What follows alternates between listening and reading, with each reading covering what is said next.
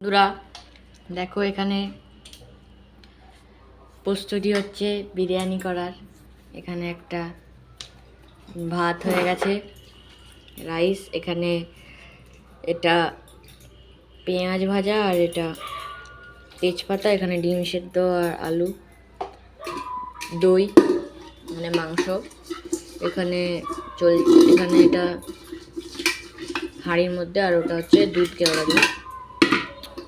তো এখানে ভালো করে করা হচ্ছে। প্রথমে তেজপাতাটা দিয়ে দেওয়া হলো এবং মাংসর থেকে একটা তেজপাতা তুলে দেওয়া হলো। তারপর আবার আরেকটা তেজপাতা তুলে দেওয়ার পর এবার যে কোনো একটা মাটনের পিস অথবা মাটনের গ্রেভি তুলে দেওয়া হবে। গ্রেভিগুলো আস্তে আস্তে তুলে দেওয়ার পর হাঁড়িটা কিন্তু হালকা হালকা গরমও হয়ে গেছে। তো দেখো হালকা পড়েও গেল, সেগুলোকে আবার তুলে নিল। তারপরে হালকা করে ভাত দিয়ে দিল, ভাতগুলো ছড়িয়ে দিল। আমি একটু ছড়িয়ে দিই। না, হাত দিবি না, তোকে ওগুলো চাইবো যখন দিবি। ঠিক আছে, ভাতগুলো ছড়িয়ে দেওয়া হচ্ছে এখানে। এবার ভাতগুলো কী হবে কে জানে, ভাতগুলো মানে নষ্ট হয়ে যাবে।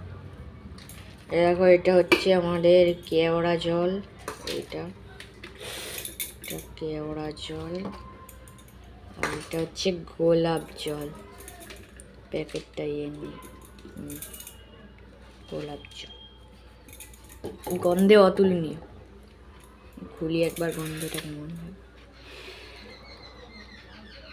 আহ, কি গন্ধ, স্বাদ।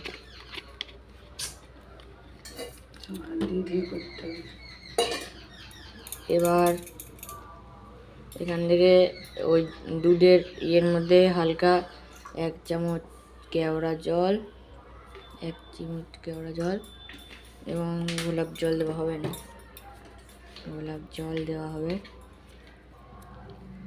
গোলাপ জল দেওয়া হবে। দুটো কাজ শেষ, রেখে দে।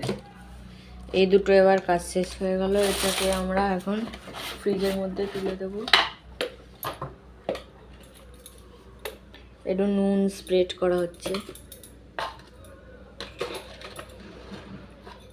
স্প্রেড করার পর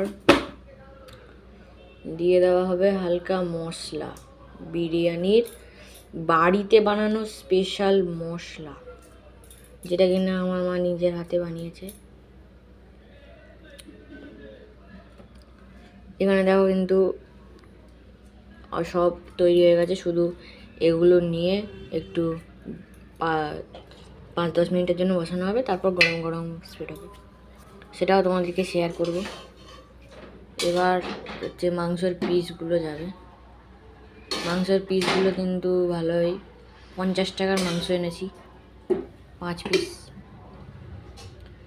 ভালোই মাংস। লাস্টে আরেকটা পড়ে যাবে, সেটা দিয়ে পুরো তুলে দেওয়া হবে।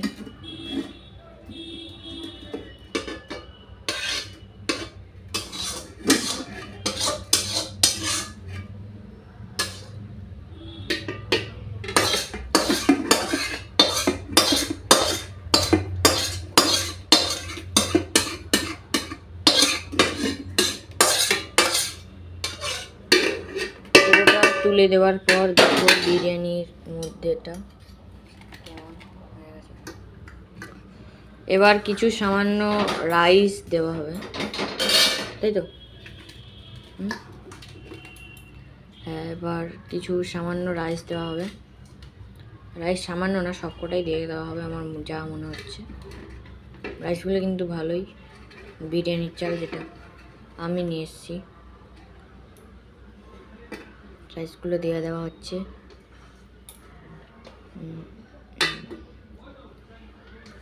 আস্তে আস্তে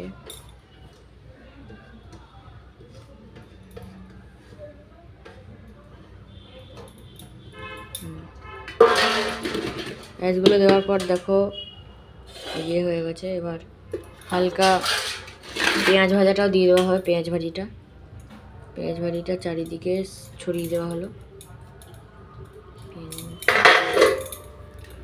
এবার দেওয়া হবে বিশেষত আলু আর ডিম, আর হালকা বিরিয়ানি মশলা ছড়িয়ে দিল। বিরিয়ানি মশলা ছড়ানোর সময় মনে রাখতে হবে যেন চারিদিকে ছড়ে, নাহলে কিন্তু বিরিয়ানি হবে না। একদিকে হলে আরেকদিকে স্বাদ হবে না। এবার দুটো ডিম দুপাশে গুজে দেওয়া হবে এবং আলুগুলো দিয়ে দেবে পরপর।